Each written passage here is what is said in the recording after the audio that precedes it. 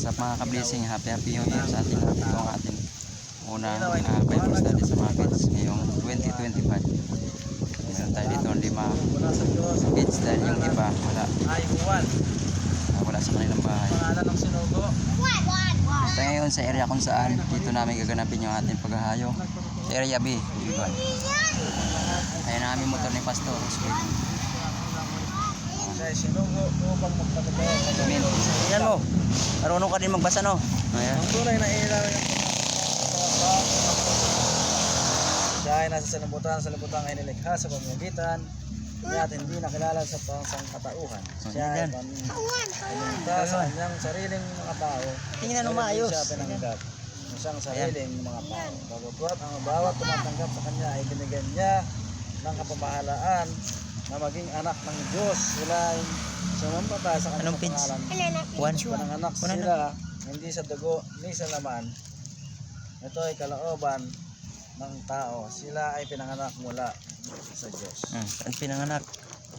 Unang pinanganak ay mga sumampalataya Very good. at manalig sa Panginoon. Sa Diyos. Ayan. Nagkatawang-tawang salita at nananahang kasama natin, namasdan natin ang kanyang kaluwalhatian. Ang kaluwalhatian bugtong na anak ng Ama. Ang salitang ito ay kuspos ang biyaya at katotohanan. Sino nakakita ng kay Jesus Christ? Amen. Kita na yung salita. Ibig sabihin yung salita yung Jesus Christ. Ang galing, ang galing. Okay. Si Juan ay nagpatotoo tungkol sa sumisigaw at nagsabi, siya ang aking sinasabi ng paritong kasunod ko ay mas mahigit pa sa akin. Sino yun? Jesus. Siya ang aking sinasabi na paritong kasunod ko ay mas higit pa sa akin sapagkat siya ay una sa akin. Mula sa kanyang kapuspusan ay tumanggap kayong lahat ng abot-abong biyaya. Ito ay sapagkat ang kautusan ay binigay sa pamamagitan ni Moses, ang biyaya at tao nakita na kailangan sa Diyos, ang bugtong na anak ng naghayag sa kanya. Mainit dito Nagapag-bautismo hindi siya Mesyas. Ito ang patotoo ni Juan. Doon tayo. Sa kanyang Hudyo, mga saserdote at mga Levita. Mula sa sinugo sa kanya ng mga Levita upang tanongin kung sino ka. Sa libro mo. Dapat at hindi na dahil sa kanya dapat hindi ako Tingnan mo. Anong tawag kay Juan? Tuwag Juan. Hindi siya Mesyas. Mesias. Ikaw ba ang Elias? Hindi ikaw ang Elias. Sinabi niya, ako ay ikaw ba ang propeta? May sumagot, hindi. Sinabi sa kanya, sino ka ba? Hindi ko sa amin.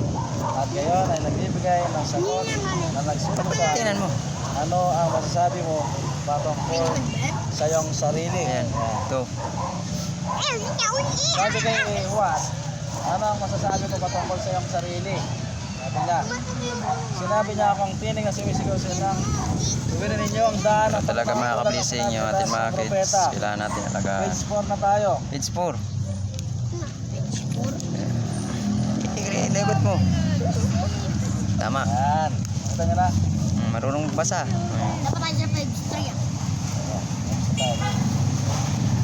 Ngayon lang sinugo mula sa Pariseo. Tanong nila at sinabi sa kanya, bakit pagpabautismo ang yamang hindi ikaw ang Mesyas? Ni si Elias ang propeta. Ano sabi, bakit nagpabautismo si Juan? Ang sabi dyan, sumagot si Juan sa kanya, nagsabi, ako ay nagbabautismo sa tubig, ngunit may darating sa inyo sa kalagitnaan na may isang nakatayo na hindi nila kilala, siya ang paparitong kasunod ko na higit ka sa akin. Hindi ako karapat-dapat na magdalag ng Magaling kanyang magbasa. panali ng kanyang panyapak. Yun, Ang mga bagay nagbabasa na ito siya. nangyari sa Tingnan mo. Betarbara, Sabi mo. sa ibayo ng Jordan na pinagbabautismo ni Juan. Si Jesus, ang kordero ng Diyos. Yan.